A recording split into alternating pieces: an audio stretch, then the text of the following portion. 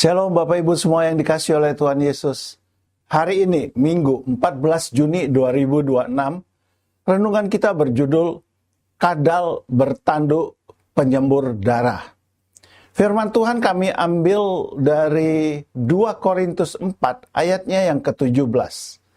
Demikian bunyi firman Tuhan. Sebab penderitaan ringan yang sekarang ini mengerjakan bagi kami kemuliaan kekal yang melebihi segala-galanya, jauh lebih besar daripada penderitaan kami. Horned lizard atau kadal bertanduk adalah makhluk kecil yang hidup di daerah yang kering dan tandus. Ia bukan hewan yang cepat, bukan pula yang menakutkan. Tidak ada taring tajam atau cakar mematikan yang bisa diandalkannya. Secara logika, ia adalah makhluk yang rapuh dan mudah dikalahkan. Namun Tuhan menciptakan kadal ini dengan kemampuan yang sangat unik. Ketika berada dalam ancaman serius, kadal bertanduk mampu meningkatkan tekanan darah di sekitar matanya hingga pembuluh darah kecilnya pecah. Dari situlah ia menyemprotkan darahnya sendiri ke arah musuh. Darah itu mengejutkan si pemangsa dan membuatnya mundur, memberi kesempatan bagi si kadal untuk melarikan diri dan tetap hidup. Pertahanan ini tidak datang tanpa rasa sakit. Ia harus kehilangan darahnya sendiri demi keselamatan nyawanya. Ilustrasi ini terasa begitu nyata jika dihubungkan dengan perjalanan iman kita. Ada saat-saat ketika kita merasa kecil, lambat, dan tidak berdaya menghadapi tekanan hidup. Kita tidak selalu memiliki kekuatan untuk melawan atau menghindar. Rasanya roh kita begitu lemah dan tak berdaya menghadapi segala persoalan yang ada.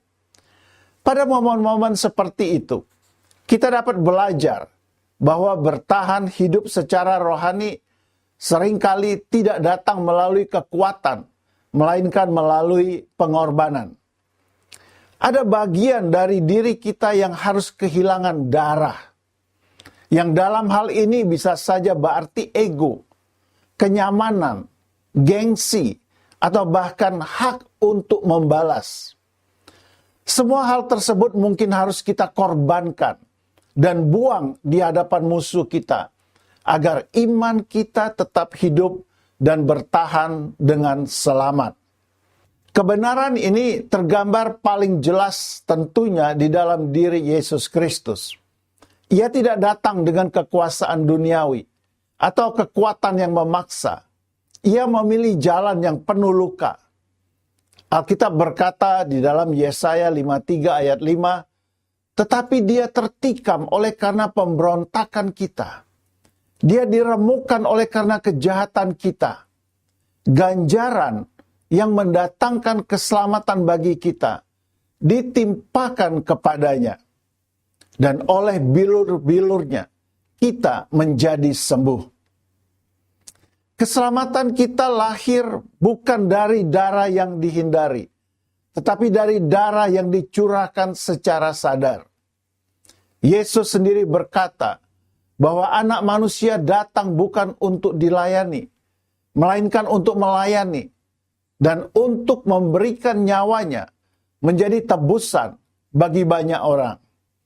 Jalan hidup yang ia tawarkan kepada para pengikutnya pun tidak pernah menjanjikan kenyamanan tanpa luka. Ia mengundang setiap orang yang mau mengikut dia untuk menyangkal diri dan memikul salib setiap hari.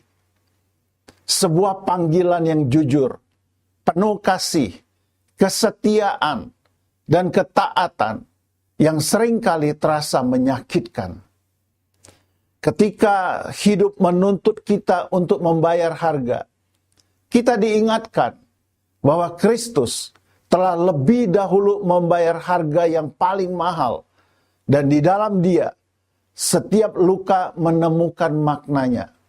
Setiap penderitaan menjadi berharga. Dan semua akan indah pada waktunya.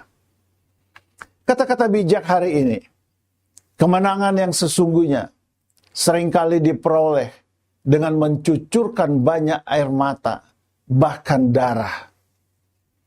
Bapak Ibu yang dikasih oleh Tuhan, mari kita berdoa untuk menutup renungan hari ini. Tuhan, aku siap berkorban demi kehidupan yang lebih baik, iman yang lebih kuat, dan kebahagiaan bagi banyak orang di sekelilingku. Pakai aku Tuhan, dalam nama Yesus. Amin. Renungan yang bagus, yang mengingatkan kita untuk berani membayar harga di dalam memperjuangkan sesuatu. Selamat beribadah, Tuhan Yesus memberkati semua ibadah kita. Haleluya. Amin.